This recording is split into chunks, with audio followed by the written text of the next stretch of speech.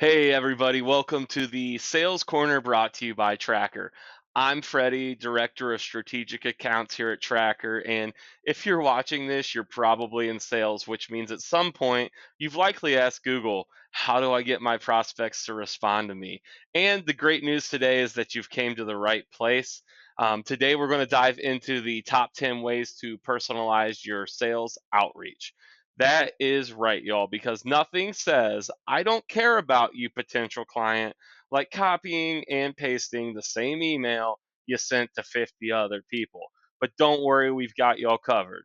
And hey, if you enjoy this absurdly insightful breakdown of how to not sound like a robot in your sales outreach, first of all, congratulations on your impeccable taste in content.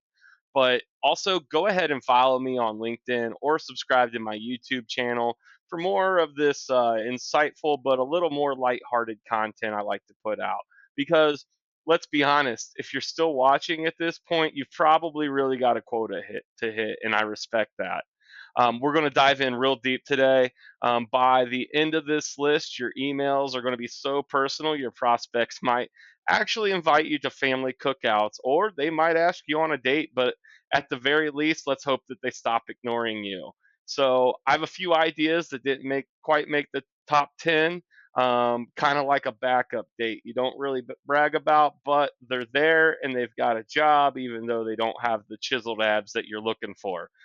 So we're going to go ahead and we're going to start with the five bonus methods of personalization that just fell outside of the top 10. So thanks for tuning in, guys, and let's get into it. All right, coming in at number 15, be sure to use humor to break the ice.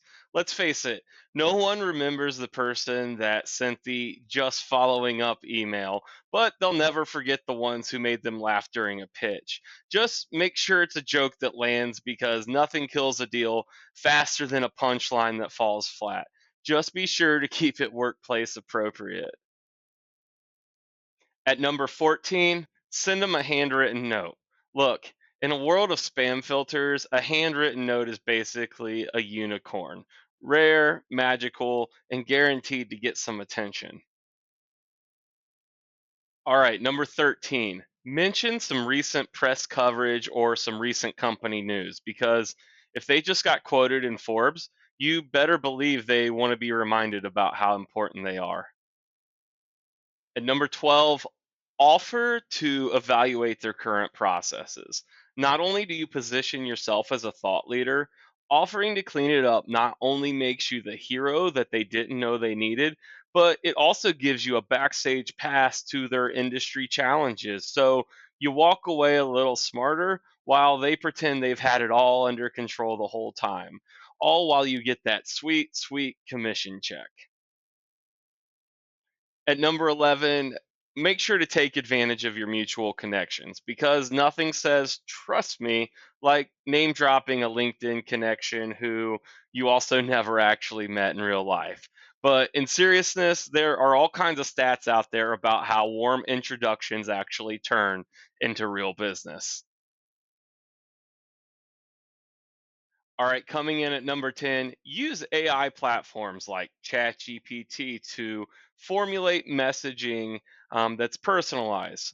Let's be honest, personalized emails all day is enough to make you want to consider changing jobs or at least take a nap. But that's where platforms like ChatGPT come in. Instead of staring at your screen trying to think of yet another clever way of saying just following up, let AI take the reins. Tools like ChatGPT can help you craft personalized messages that actually sound like humans wrote them without the 30-minute mental breakdown that usually precedes hitting send. And here's the magic. These platforms can pull in details like industry trends, company news, or job titles and help you write something that doesn't feel like a copy paste job. Use it to come up with clever intros, tailor your message to the recipient, or even add a bit of humor to stand out in the sea of generic outreach. It's like having a personal assistant who never gets tired and always knows the right thing to say, except this assistant won't ask you for vacation days. So Go ahead, let AI do the grunt work and save yourself some brain power. I hope soon to do a video on setting up custom GPTs. All right, coming in at number 9 is event follow ups. It is absolutely critical to follow up after an event and keep that relationship warm. Remember that conference where you pretended to care about 50 different booths? Yeah, so did I. How do we turn that awkward swag bag moment into a real conversation?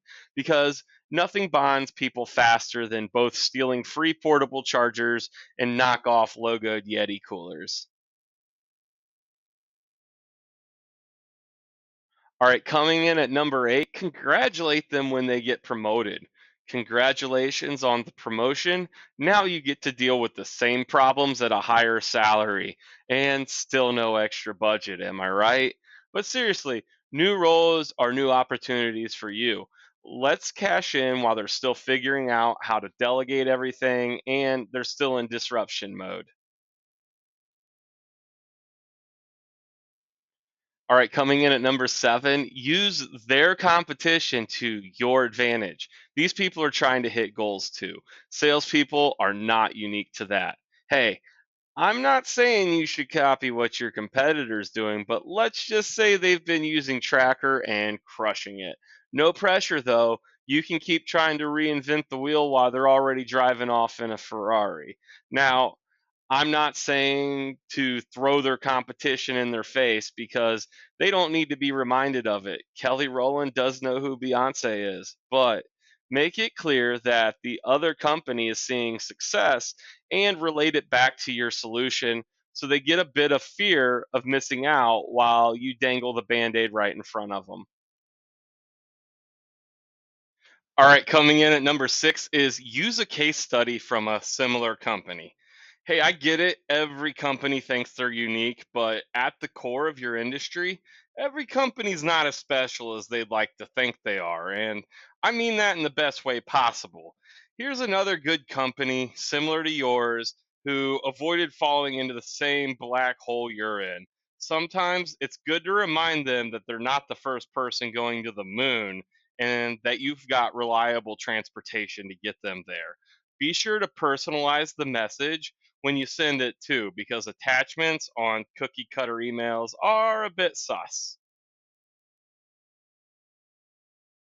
All right, at number 5, offer to take them to coffee or lunch because honestly, nothing builds rapport faster than bribing someone with caffeine and carbs. Let's be honest, no one says no to free food or drinks, especially when it's a $6 latte and maybe a $20 rice bowl with a name fancier than your job title. But be careful. The real challenge is making sure the conversation doesn't devolve into just 45 minutes of awkward small talk and about the weather while you both pretend that the $20 cocktails were worth the hype. And a pro tip, if you can weave your sales pitch into all of this, you're basically a sales ninja. And worst case, you'll walk away with a solid caffeine buzz that you can expense. All right, number 4, be sure across every point in the sales cycle, not just at the beginning during outreach, is to address their pain points. As a staffing firm, you could reach out and say something like, "Hey, prospect, are you tired of your HR and recruiting team acting like they're on life support, constantly complaining? We feel your pain. There's nothing worse than watching your team try and pull off a miracle while they're understaffed, overwhelmed, and running on fumes. So let's cut the crap. If your recruiters are struggling to keep up, it's only a matter of time before your dev team stages a full on mutiny, demanding backup before they all jump ship and leave you with nothing but empty Microsoft Teams channels." Here's the deal though, acknowledging the pain is just the first step. What really seals the deal is showing them that you're not just here to sympathize, you're the one with the cure. If you're a staffing company, highlight what these places typically struggle with. poor quality candidates, time to fill, etc. The key here is to stop dancing around their frustrations and get right to the heart of it. We see the problem, and here's exactly how we're going to fix it before it turns into a full blown disaster. And some more advice, get specific. Don't just say we'll help you improve hiring. Nobody buys that anymore. Instead, try something like we'll reduce your time to hire by 30% so your devs don't have to code while juggling five other roles. Show them you know their pain down to the details. And then hit them with how your solution takes that pain and turns it into a win. And another bonus tip, tailor your approach to their industry. Understand that their team's unique pressure points, whether it's keeping engineers from fleeing, avoiding burnout in sales, or finding a way to recruit faster in a market where talent is scarce. Remember, nothing says we get it or we get you like hitting them right where it hurts and then offering the painkillers. Your goal, to make them see you as the person who's not only here to help, but the one that they can't live without once they've tasted that sweet, sweet relief of a functional recruitment process.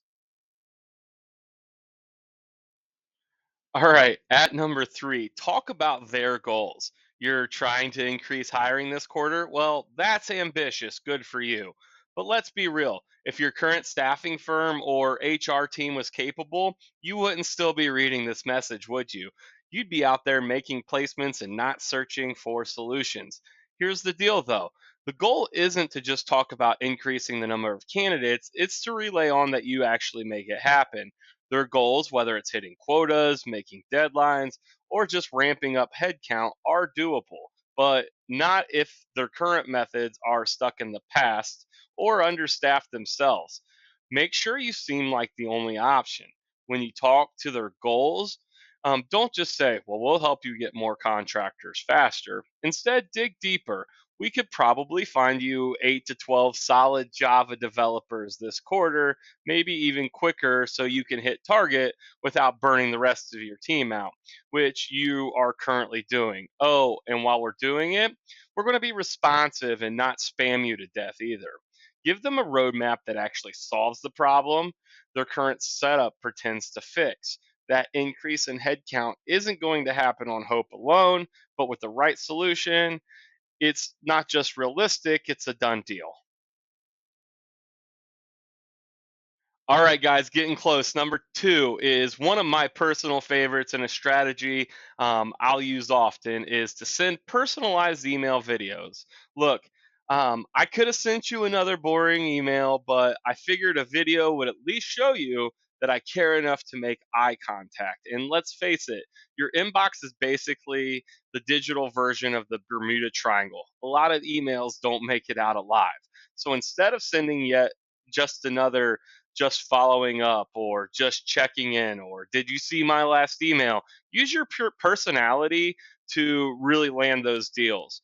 Video outreach does more than just get you noticed. It shows your prospect that you're actually willing to go the extra step. Plus, it gives you a chance to infuse some personality into your pitch. You can communicate energy, enthusiasm, and let's be real, actually look like you give a damn. When your prospects see your face and not just a wall of text, it becomes harder for them to ignore you. After all, it's a lot easier to hit delete on an email than on a person who just made them laugh or smile on screen. And here's the kicker, videos let you personalize in ways that email alone won't. You can mention something specific about their company, their role, recent milestones, all while showing them that you're a real person who's actually paying attention and understands their business. You can also get bonus points if you manage to not look like a sleep deprived robot reading from a script. Keep it real, keep it short, keep it natural, and most importantly, make them feel like they're the only person you're talking to, even though we know you've got about 15 more videos to record before you leave for the day. Trust me, this approach sets you apart from the sea of lifeless email templates out there. And a pro tip I like to use is I like to put a whiteboard up with their name. Sometimes I'll flip it upside down so it's kind of funny. And tools like Vidyard are great for this. And if you're a tracker customer, you can use our built in video email tool and pair it with automation. So, just a couple quick tips on video email. All right, and here we go. The number one way is to stroke their ego by mentioning a specific award or achievement or accomplishment that they have. So you could say, Mr. or Miss Prospect, congrats on that top innovator award. Seriously, that's impressive. It probably took a lot of hard work, sleepless nights, and more teams meetings than anyone deserves.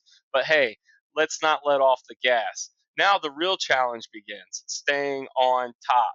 And believe you me, it's going to be pretty tough to keep that innovator title when your current solution is about as cutting edge as a floppy disk in 2024. But here's the thing, flattery is only going to get you so far. Recognizing their achievement is key because let's be real, everyone likes a little ego boost now and then. If you bring up my old Little League stats, I'm all ears. But what really matters is positioning yourself as the one that can help them keep that momentum. They've worked hard to get where they are, and now they're probably wondering how to maintain that success without getting stuck in a system that's lagging behind more than they knew before. So, after you congratulate them on their award, shift the conversation to the future. How do you keep that shiny new title next year? What's the game plan for staying ahead of the curve when your competition is breathing down your neck? That's where you come in, offering a solution that not only keeps them at the forefront, but ensures their competition is left wondering what magic they've got up their sleeves. They've got ambition, the accolades, and let's face it, a bit of an ego, and maybe rightfully so. But your job is to make sure that ego stays intact by offering the tools they need to keep winning. Because at the end of the day, nothing says, I see your success and I raise you a future full of even bigger wins, like a solution that keeps them from being a one hit wonder. All right, there's our list. A couple quick pro tips for you are to combine these strategies together across multiple touch points and also trying to understand their communication style, which I hope to create a video on soon. So that's it. That's how you keep it personal and interesting enough to stand out. If you guys have any ideas or think some of mine were lackluster or downright crazy, drop them in the comments below. Like, comment, subscribe, and I'll see you next time when I go undercover at a staffing agency that places professional bocce ball players. Have a great day, everybody.